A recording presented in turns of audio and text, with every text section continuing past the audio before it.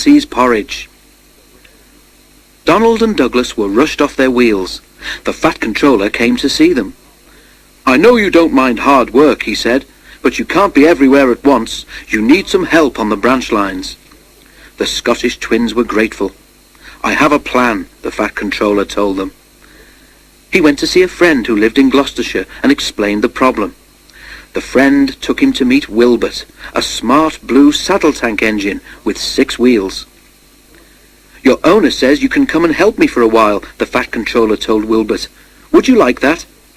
Wilbert was delighted. "Yes, please, sir," he said eagerly. His line in the Forest of Dean was short, and he was delighted for the chance to exercise his wheels.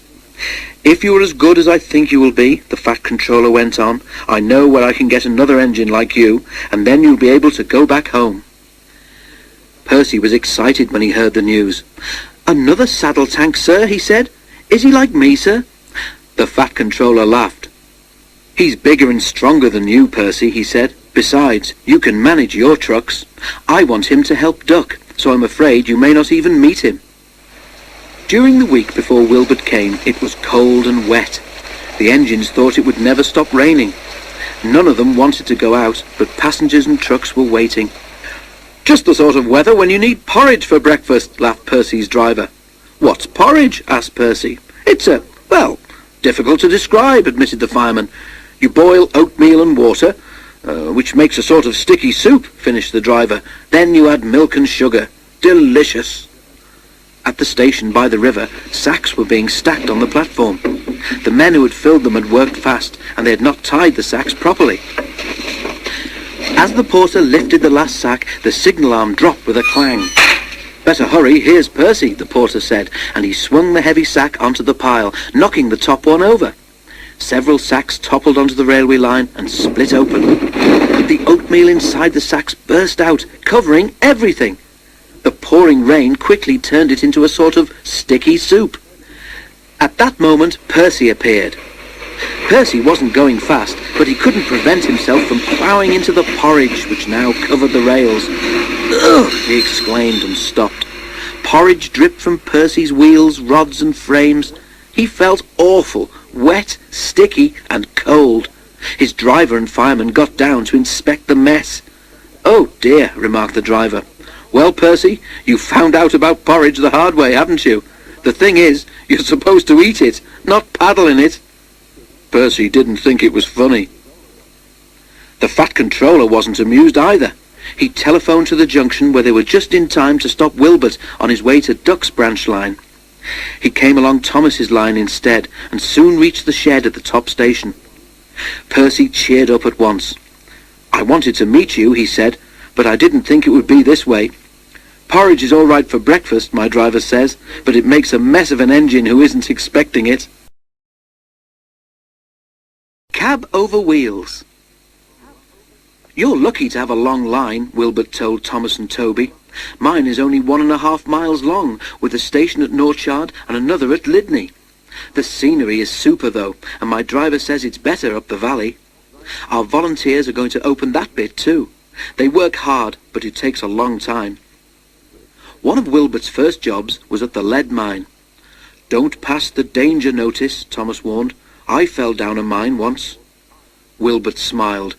"I've worked in a colliery," he said, "so I know about danger notices. But," he added, "there was an engine once who thought he knew better." "What happened?" asked Toby and Thomas. Wilbert paused. "This engine didn't have a name," he began. "Just a number, 16, and he worked in a steelworks. One of the jobs that 16 and his friends had to do was to take the waste from the works in special trucks to a place they called the tip. Well," went on Wilbert, 16 got tired of always stopping in the same place. He tried to go further, but his driver always prevented him. The other engines tried to stop him too. "If the notice says danger, you shouldn't pass it," they said. 16 paid no attention. "Don't be stupid," his driver said. "We mustn't pass the notice, or goodness knows where we shall end up." But 16 wanted to know. "Pooh," he scoffed, "I can take care of myself." One wet day, 16's chance came. The rails were slippery, and when his driver tried to stop, he couldn't. You see, 16 had asked the trucks which were in front of him to carry on past the warning sign. They did just that, and their momentum pulled 16 with them. "You silly engine," scolded his driver. "Wasn't my fault," muttered 16 sulkily. "It was those trucks." "You've always wanted to pass that board," said the driver crossly. "I believe you asked them to drag us on purpose." A foreman ran towards them. "What are you doing there, driver?" he shouted. "It's not safe." "The trucks dragged us," explained the driver. "Well, come to the office with me, and you, fireman, get your engine back on firm ground before it's too late," ordered the foreman. But it was already too late. As the foreman turned away, the earth beneath 16's wheels sank and the rails sagged. A small rush of stones clattered away to the bottom of the bank. 16's fireman knew that if he tried to move the engine now, he would only make things worse. "Ooh, groaned 16. Beneath his weight, the rails sagged even more. Suddenly, they fell away completely. As the fireman leapt for safety, 16 overbalanced. The coupling between him and the trucks broke, and he rolled cab over wheels down the bank. He reached the bottom with a crash and lay on his side, looking surprised and leaking steam in all directions. "Help!" he gasped weakly. Thomas and Toby were silent. "What happened to 16 after that?" ventured Toby. "Oh, he was rescued," Wilbert said, "but he wasn't repaired, and he was sent to the back of the shed in disgrace." "Is he still there?" asked Thomas. "He got better than he deserved," smiled Wilbert. "Some preservation people came and bought him, and now he lives in the Midlands, but I think he's lucky to have been given a second chance." Thomas and Toby could only agree. Foaming at the funnel. There is a dairy beside Thomas's branch line at the station where the lines divide to go either to the harbour or to the junction. Every afternoon, special tanker wagons are pushed into the dairy siding. They are filled with milk, and Percy takes them to the junction on his first train every morning. Thomas explained this to Wilbert. "There's a hose-pipe thing which puts the milk into the tankers," he said. "They'll be ready by the time you get there for the first train." "Sounds easy enough," said Wilbert. Thomas told him a great many other details too. Wilbert listened carefully, trying hard to remember them all. Next day he enjoyed himself. He was a much more powerful engine than Percy, so he found that he could cope easily with Percy's trains. The trucks behaved well too, which was a help. "He's strong, he is," they muttered to each other. "Don't upset him. You never know what he might do to get his own back." One day Wilbert took loaded stone trucks to the harbour. On his way back with empty ones, he stopped at the station by the dairy and pushed the empty trucks into a siding. He left them and set out towards the junction, pulling just a few vans. "Right," he thought happily, "I leave these vans at the junction and bring the empty tankers back. Then, when those are put in the dairy siding, I take the stone trucks onto the top station." They met James at the junction. James knew who Wilbert was, of course, and asked how he was getting on. Wilbert chatted excitedly about the jobs he'd been given to do that day. "Sounds as if you're enjoying yourself," James said, "but it's best to take things slowly at first," and he puffed away.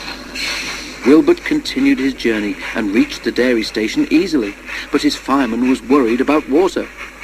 "We should have filled up at the junction," he said, "but you were busy chatting to James." "Never mind, we'll get water here." The tankers were at the end of the train, so all Wilbert had to do was push them into the dairy siding. Then he drew forward and stopped beside the hose pipe. "Just in time," said the fireman, and he put the hose into Wilbert's tank. As he turned the tap, the driver spoke to him.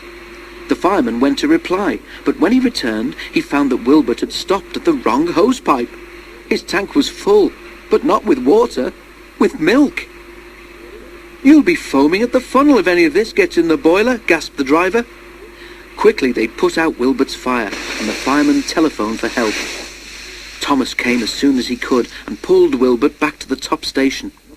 Wilbert's tank was emptied and was given a thorough clean. Next morning he was quite all right again. "You and Percy make a fine pair," laughed Thomas. "He had the porridge and you had the milk." Wired up. A soon as Percy came home, the Fat Controller came to see Wilbert. "You've done well so far," the Fat Controller told him, "apart from drinking all that milk." Wilbert looked abashed. "I'm sorry, sir," he said. "It's all right, Wilbert," smiled the Fat Controller. "A mistake any engine could make. But now Percy is back, you can go to help on Duck's branch line." Wilbert puffed away. Percy and the others were sorry to see him go. Duck and Oliver made Wilbert very welcome. Duck let him travel in front of his next train so that he could see what the line was like. Wilbert enjoyed this, but found running beside the sea very different from his sheltered valley in Gloucestershire. Next day he began regular work. During the afternoon he took some ballast wagons to the loading dock beside the small railway. Rex, Bert, Mike and Jock were delighted to show off their station to a new engine. Like the other trucks, those on Duck's line decided that they had better behave too.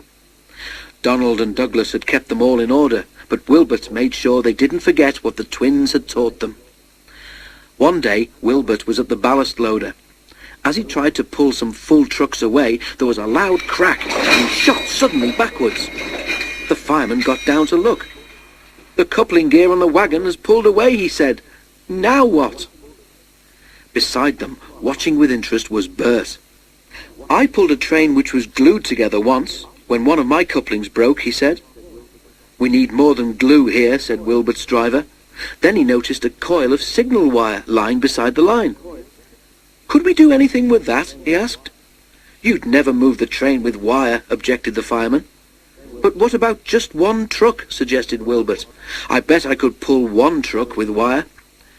"Brilliant," said the station master, who'd come to see what was wrong. "I'll go and tell the signalman what you're doing. Let me know when you're ready." The fireman wound the wire round the truck's buffer beam, leaving long loops. These he twisted into a rope, making a small loop at the end, which he fastened to Wilbert's coupling hook. A shunter uncoupled the front truck from the rest, and at last everything was ready. "Right, Wilbert," said his driver. "Gently now." He opened the regulator very carefully, easing Wilbert slowly backwards. The wire tightened, stretched, and held. Slowly the truck followed Wilbert out of the siding, and he could then push it into another out of the way. Then he went back to his ballast train. This time there was no trouble, and he reached the big station late but safely. By the end of his stay, the Fat Controller knew that an engine like Wilbert was exactly what he needed. "I am delighted, Wilbert," said the Fat Controller. "Please take our best wishes to your friends in the Forest of Dean. We hope your line there will be as successful as your work here." Thomas, Percy, Toby and Daisy came to the junction to see Wilbert off and whistled cheerfully as he passed. "Peep, peep," called Wilbert. "I've had a wonderful time, but I'm looking forward to getting home. Goodbye. Thank you." And with a whistle, he rounded the curve and disappeared into the tunnel.